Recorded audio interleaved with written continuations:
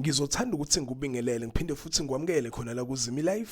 Uma nje ufuna ukuhlezi updated ngokwenzeka khona la eMzansi, ungakhohlwa ke nje mbukele ukuthi ke usubscribe kule channel and uphinde phela uklickele bell for ama notification. So namhlanje ngikuphathele ku double thinta uLuyanda Zwane odlala ke indawo kaSibongile lapha kuMzansi wethu kuyidrama series ke sithanda kakhulu iSibongile and Dlaminizi. Sekuvele ke indaba ezibhlungu ezithi ke uLuyanda Zwane uyashiya ke lapha kuSibongile and Dlaminizi. Kuvela ukuthi ke uLuyanda Zwane odlala indawo kaSibongile bazomreplace ke lapha ku season 2 kaSibongile and Dlaminizi. Le indaba ke sematheni indaba ke vezwe ama journalist akweze entertainment khona ke la eMzansi. Abasivezanga isizathu esenza ukuthi ke uLuyanda Zwane ashiye lapha kumdlalo uSibongile and Dlaminizi. Umdlalo uSibongile and Dlaminizi ade bejabulela ukuba number 1 lapha ku DStv kule nyanga esiphuma kuyona kuyinyanga kaMarch la khona ke badlule umkhokha ku viewership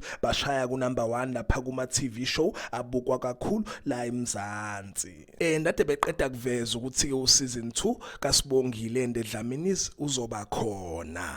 Babeke sebeveza ukuthi season 2 uzoqala ngenyanga kaJuly. And kubeke sekuvela nendaba nje ezibhlungu ezithi ke uLuyanda Zwane uyahamba ke lapha kuSibongile and Dlaminizi.